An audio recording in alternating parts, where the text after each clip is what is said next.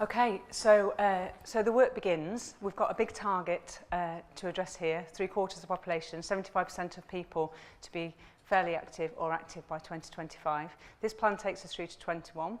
So it's all about today, how are we going to do that?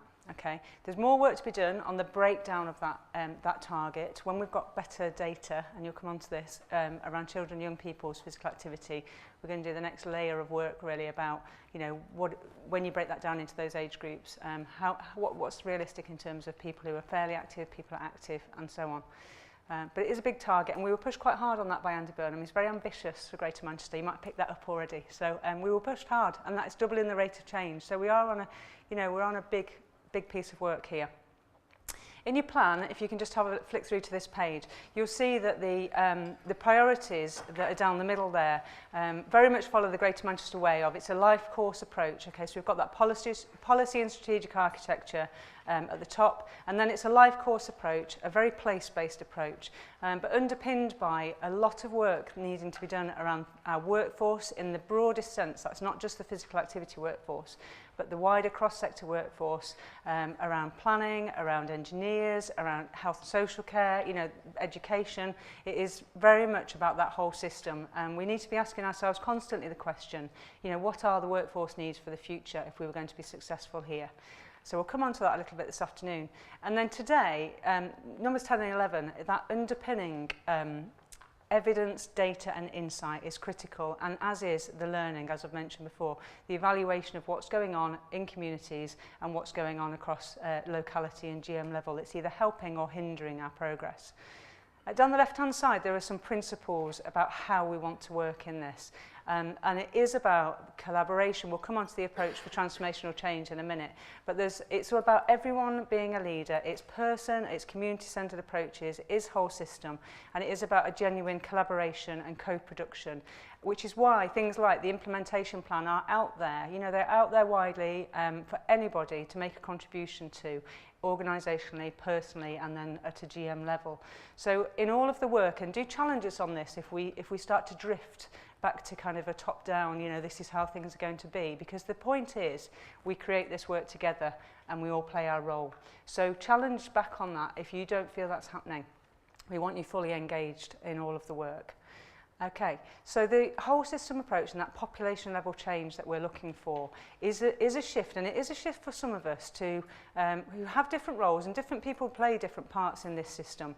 But what we all need an understanding of is there are multiple influences on physical activity behaviours.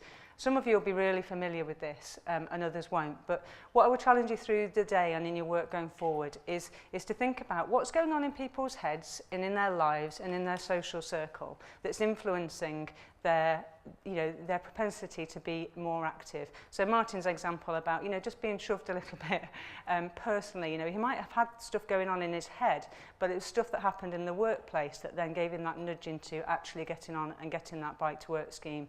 So it is complex, and I hear conversations all the time around the office and around my community and around school and all of that, where people are constantly tweaking and nudging each other with the questions they ask and with the conversations they have.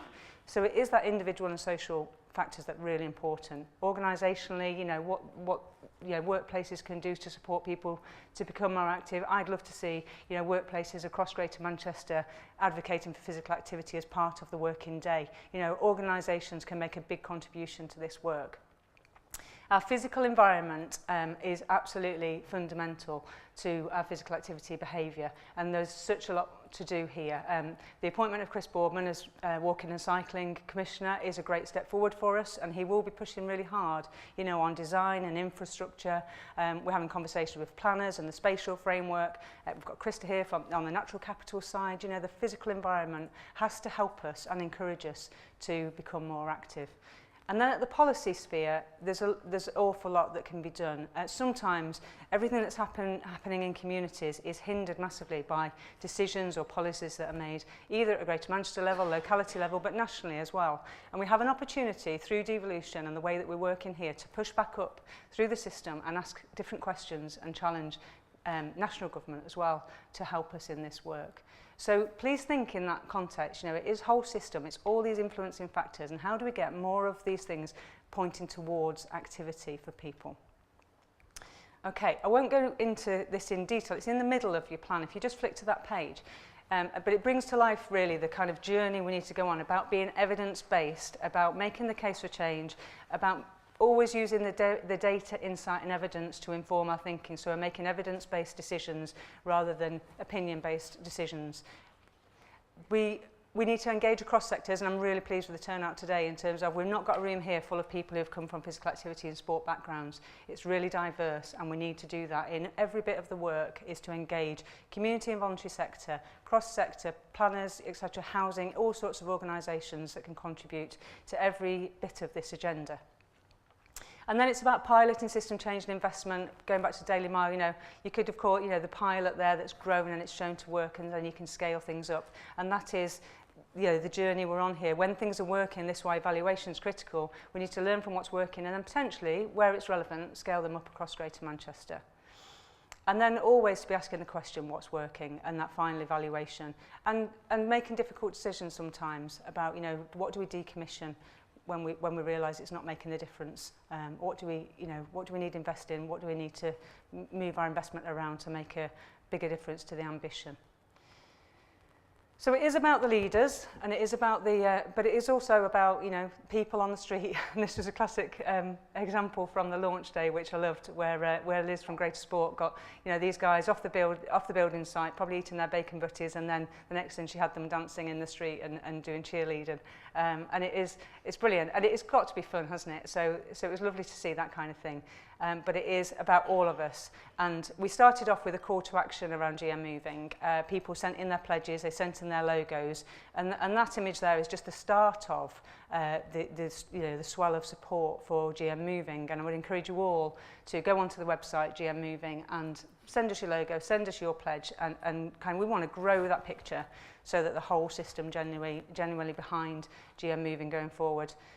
We'll get you to make all your personal pledges at the end of the day, so there's cards on the table. Have a think about what yours might be, and whatever you do, don't tweet me, because I might just nudge you along a little bit further. So that's just a very, very brief overview of GM Moving. Please take it away, please read it, please understand it, challenge it, come back to us at any point if you need clarification.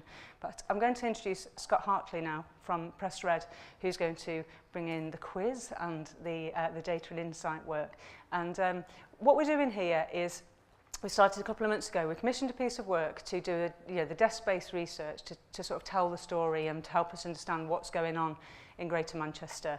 We've been on that journey, engaging partners along the way. And when we've got a small sort of user group of insight, what they said was, actually, we want to be telling that story here and getting people involved in it. And most importantly, we want, towards the end of this session, to get some feedback from you about where you think it needs to go next. Because phase 2 of this work, and I'm trying to see Alistair in the room. Put your hand up. Yeah, Alistair's down here. So a number of organisations, Alistair from DJS Research is in the room, and there may be others as well who I've not picked up on, who are standing ready to help us with the next phase of the insight work, which is, if we need to go out and do more community engagement, if we need to do more community consultation, we might need to involve community voluntary sector organisations in engaging people and understanding, because the data is one thing, but the understanding of what's going on for people and what are the fears, barriers, etc. going on in their community and their life. We've got a range of organisations waiting ready to help us do that work. So make sure you speak to Alistair if you've got something that you need doing, but also there will be others, so let's get that out in the conversation that we move on to.